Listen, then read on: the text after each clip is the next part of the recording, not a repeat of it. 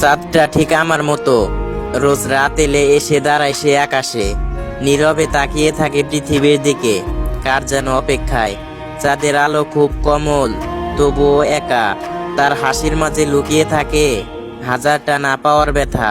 সে নিজে জ্বলে না, আলো ধার নেয় সূর্য থেকে, তবুও সবাই ভাবে চাঁদ কত আলো ছড়ায়। ঠিক যেমন আমিও হাসি মুখে থাকি, তবুও জানি ভিতরটা খালি, শুধু তোমার অভাবে।